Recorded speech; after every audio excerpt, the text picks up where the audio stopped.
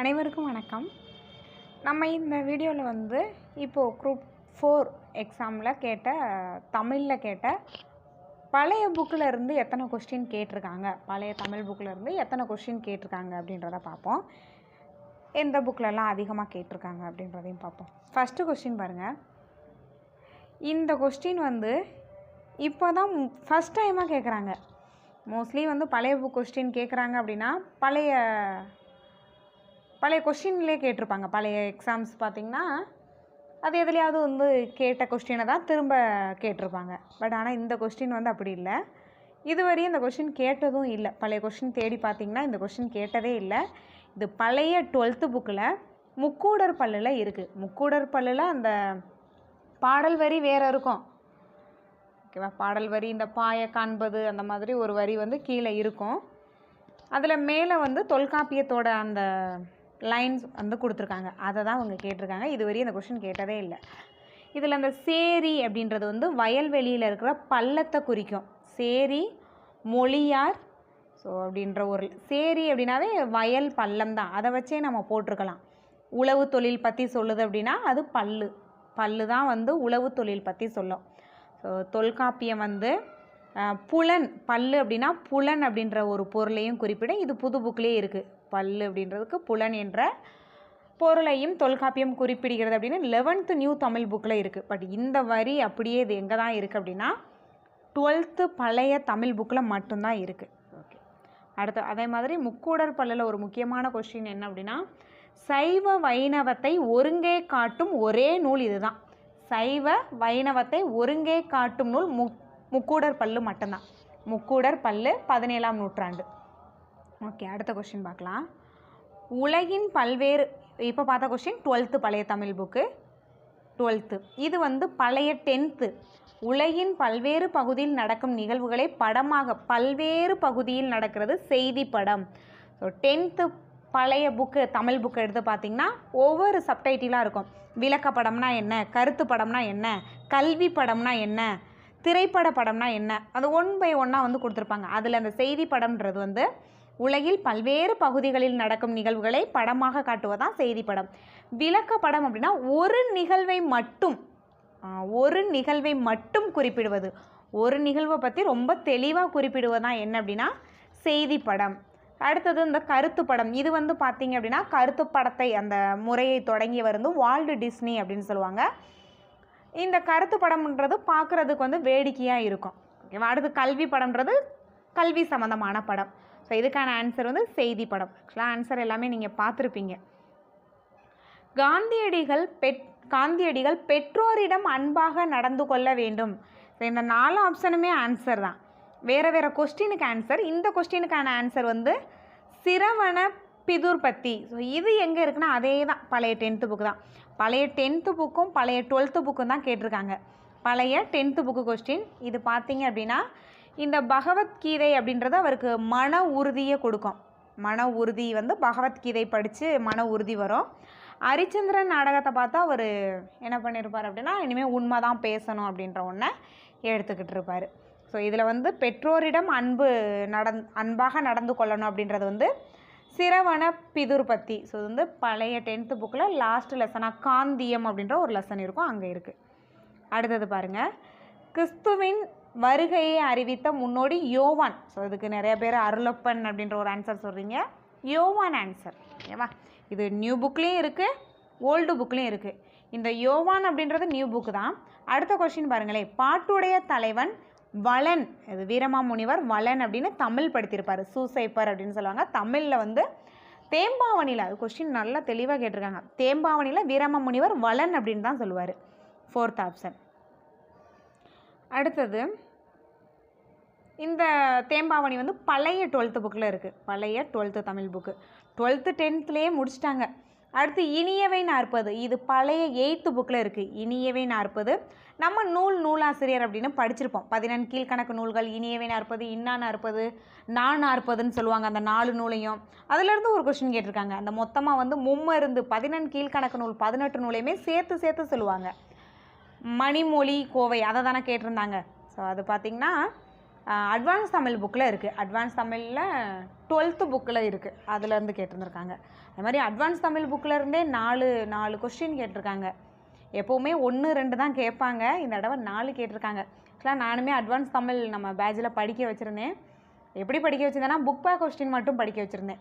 So ஒரு question 2 question தானே கேட்பாங்க அப்படின்னு நினச்சி படிக்க வச்சேன். ஆனால் அவங்க 4 கொஸ்டின் வரையும் கேட்டிருக்காங்க. ஸோ இனிமேல் இன்னும் கொஞ்சம் நல்லாவே படிக்கலாம் அட்வான்ஸ் தமிழை. ஓகே. இனியவை 40 ஆசிரியர் பூதஞ்சேந்தனார். இன்னா 40 கபிலர். ஸோ இனியவை 40 பழைய 8th புக்கில் இருக்குது. ஓகே. அடுத்தது இது வந்து பூவையும், இது வந்து ராவணகாவியம் நியூ புக்கு தான். உத்தரகாண்டம் இது பழைய புக்கு தான். யார் அப்படின்னா ஆசிரியர் ஒட்டக்கூத்தர். 7வது காண்டமாக கம்பராமாயணத்தில் சொல்லுவாங்க. கம்பராமாயணத்தில் மொத்தமே 6 காண்டம் தான். திருக்குறள் மூலத்தை நேரடியாக படிக்க விரும்பியே தமிழ் பயில தொடங்கினேன் என கூறியவர்.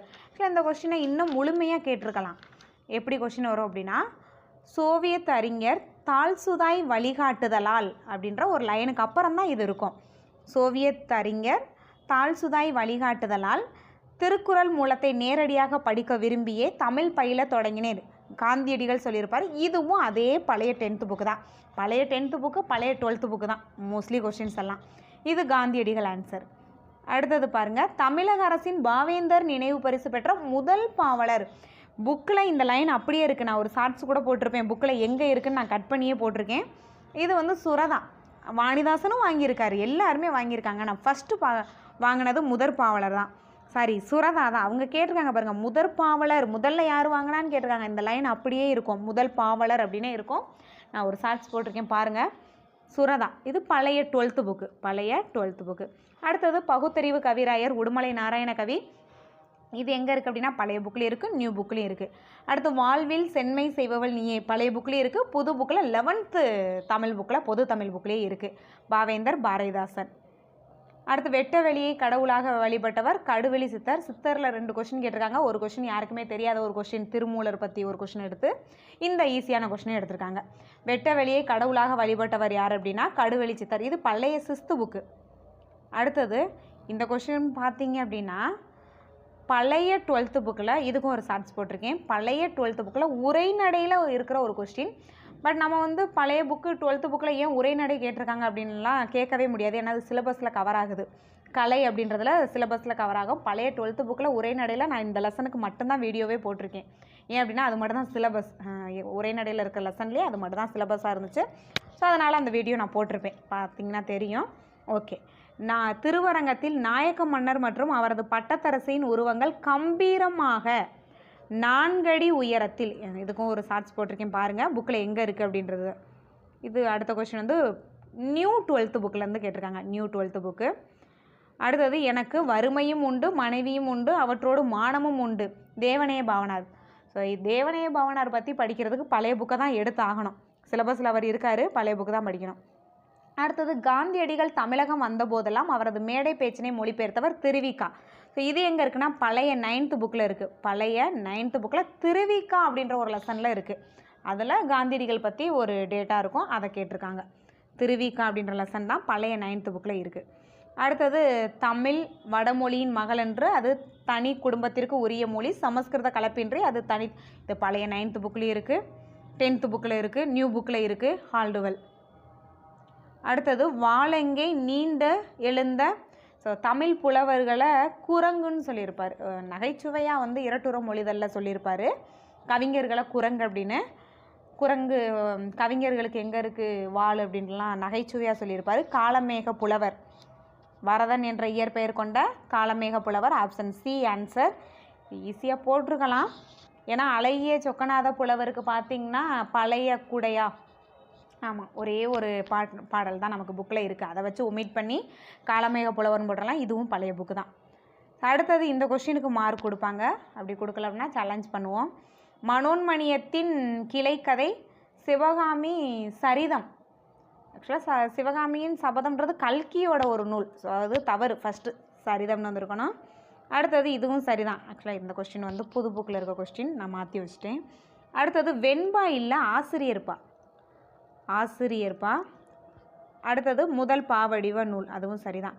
அப்போ இதில் சரியாக இருக்கிறது 2 4 தான். ஆப்ஷன் சி ஆப்ஷன் ஏ வந்து தெரியாமல் ஆப்ஷன் சியில் இருக்குது. அப்படி இல்லை அப்படின்னா ஆப்ஷன் சியை போடலாம். பெஸ்ட் ஆன்சர் அப்படின்னு பார்த்தீங்கன்னா சி தான். அதில் இருக்கிற ஆப்ஷனில் கொஞ்சம் மேட்ச் ஆகிற மாதிரி இருக்குன்னா சி. ஆனால் இது தப்பு தான், சபதம் இல்லை சரிதம் தான். ஓகேவா? இது வந்து நியூ 11th புக்கில் இருக்குது. அடுத்தது மக்கள் கவிஞர் உடுமலை நாராயணகவி. நியூ புக்லேயும் இருக்குது, ஓல்டு புக்லேயும் இருக்குது. மக்கள் கவிஞர் வந்து பட்டுக்கோட்டை கல்யாண சுந்தரனார், பகுத்தறிவு கவிராயர், உடுமலை நாராயணகவி. அடுத்தது நூலகம். இது பழைய புக்லேயும் இருக்குது, பழைய 10th புக்கில் நல்லா தெளிவாக இருக்குது, இயர் கொடுத்துருக்காங்க. ப்ளஸ் நியூ 9th புக்லேயும் இருக்குது. மிக பழமையான நூலகம் தஞ்சை சரஸ்வதி மகால். முதல் பொது நூலகம் மும்பை நடுவண் நூலகம் இல்லை, திருவனந்தபுரம். ஸோ நடுவண் அரசு நூலகம், அது தவறு. செகண்ட் ஆப்ஷன் தான் தவறு. அதிகமான தமிழ் நூல்கள் கன்னிமாரா நூலகம் சரிதான். அதுக்கப்புறம் வந்து முதன்மையான நூலகம்னு சொல்லுவாங்கல்ல, பெரிய நூலகம். கொல்கத்தாவின் தேசிய நூலகம், இந்தியாவில் முதன்மையான நூலகம் அல்லது பெரிய நூலகம், ரெண்டுமே ஆன்சர் தான். ஸோ இதுக்கான தவறானது செகண்ட் ஆப்ஷன்.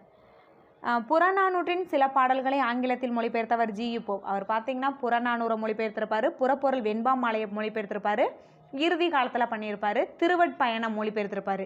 இறுதி காலத்தில் புறநானூறு, புறப்பொருள் வெண்பாமாலை, திருவருட்பயன் இந்த நூலையும் மொழிபெயர்த்திருப்பார். அதுக்கப்புறம் திருக்குறளை மொழிபெயர்த்திருப்பார் 1886. அதுக்கப்புறம் திருவாசகத்தையும் மொழிபெயர்த்திருப்பார் 1900. அது மாதிரி நாலடியாரையுமே மொழிபெயர்த்திருப்பார் ஆங்கிலத்தில். ஓகேவா? ஓகே, இதுக்கான ஆன்சர் ஜி.யு. போப். வளவன் ஏவா வானூர்தி. ஆக்சுவலாக இது பழைய புக்லேயும் இருக்குது, நியூ புக்லேயும் இருக்குது. பழைய 10th புக்லேயும் இருக்குது, நியூ புக்லேயும் இருக்குது. புறநானூறு. மஞ்சள் காமாலை பழைய புக்கு மட்டும்தான். இந்த டாப்பிக்கே பார்த்தீங்கன்னா சிலபஸில் இருக்குது, பழைய புக்கில் மட்டும்தான் கவர் ஆகும். இதை பாருங்கள், இது ஆல்ரெடி கேட்ட கொஸ்டினும் வேறு, ஆல்ரெடி எக்ஸாமில் கேட்டிருந்தாங்க. மஞ்சள் காமாலைக்கு எளிய மருந்தாக இன்றும் பயன்படுவது கீழா நெல்லி. அதோட வேறு பேர் எல்லாத்தையுமே கொடுத்துருக்காங்க. வேறு பேர் தான் 3, அந்த 3மே புக்கில் இருக்குது. அதுலேயும் புக்கிலலாம் பார்த்தீங்கன்னா 9th புக்கில், பழைய 9th புக்கில் கலர் பண்ணியே கொடுத்துருப்பாங்க அந்த 3 பேரையும். கீழ்காய் நெல்லி, கீழா நெல்லி, அடுத்து என்னது கீழ்வாய் நெல்லி. கீழ்வாய் நெல்லி இது கேட்ட கொஸ்டின். ப்ளஸ் என்ன அப்படின்னா பழைய புக்கில் தான் இருக்குது. இந்த மருத்துவ நூல்கள் பற்றி நம்ம கண்டிப்பாக என்ன பண்ணணும் அப்படின்னா பழைய 9th புக் படிக்கணும். இது கேட்டுகிட்டே தான் இருக்காங்க. அதே மாதிரி தூதுவளையை வந்து சிங்கவல்லின்னு சொல்லுவாங்க, ஞான பச்சிலை அப்படின்னு வள்ளலார் சொல்லியிருப்பார். எதனா தூதுவளையை. அடுத்து இதே போல் ஒரு கொஸ்டின்னா இதுக்கு இவை அனைத்தும் தான் ஆன்சர், 3ம். கரிசலாங்கண்ணிக்கு 4 சிறப்பு பேர் இருக்குது. இதை தான் எப்போவுமே கேட்டுட்ருப்பாங்க. கரிசலாங்கண்ணியோட சிறப்பு பேர் தான் இதுவரையும் கேட்டுட்டு இருந்தாங்க. இந்த மஞ்சள் காமாலையும் ஒரு தடவை கேட்டிருக்காங்க, இப்போது மஞ்சள் காமாலையை திரும்ப கேட்டிருக்காங்க. கரிசலாங்கண்ணியோட வேறு பேர்னா கரிசாலை அப்படின்ற ஒரு வேறு பேர் இருக்கும். கையாந்தகரை 2. 3வது சிறப்பு பேர்னா பிருங்க ராசம் அப்படின்ற ஒரு சிறப்பு பேர் இருக்குது. அடுத்து 4வது பார்த்தீங்க அப்படின்னா தேகராசம். இதெல்லாமே வந்து கரிசலாங்கண்ணியோட சிறப்பு பெயர். ஸோ இது போல் ஒரு கொஸ்டின்னா இதுதான். அடுத்தது தேசியம் காத்த செம்மல் அப்படின்னு முத்துராமலிங்கரை பாராட்டியவர் திருவிக்கா. மார்கழி திங்களில் திருமால் கோவிலிலும் வீடுகளிலும் ஓதப்படும் பாடல் திருப்பாவை. திருப்பாவையை பற்றி ரொம்ப தெளிவாக பழைய 11th புக்கில் இருக்குது. தமிழ் பெரும் காவலர் தேவநேய பாவனார். நான் தொடக்கத்திலேயே சொன்ன மாதிரி தான், தேவநேய பாவனாருக்கு நம்ம பழைய 8th புக்கு தான் படித்தாகணும். ஓகேவா? வேறு எங்கேயும் அவர் இல்லை, அந்த பழைய புக்கு தான் நம்ம படித்தாகணும். ஓகே, ஏதாவது டவுட் அப்படின்னா சொல்லுங்கள். நம்ம வந்து நான் அந்த ஒரு சில முக்கியமான கொஸ்டின்ஸ்க்கெல்லாம் ஷார்ட்ஸாகவே போட்டிருக்கேன், அது எங்கெங்கே இருந்தது அப்படின்னு. அந்த மாதிரி இந்த புதுமை பித்தனோட கொஸ்டினை வந்து பிஎஸ் ராமையா வருவார் அப்படின்னு சொன்னாங்க. இல்லை, அதுக்கு வந்து புதுமை பித்தன் தான், அது வந்து அட்வான்ஸ் தமிழ் புக்கில் இருக்குது, அதுக்கு நான் ஷார்ட்ஸ் போட்டிருக்கேன். ஓகேவா? தேங்க்யூ.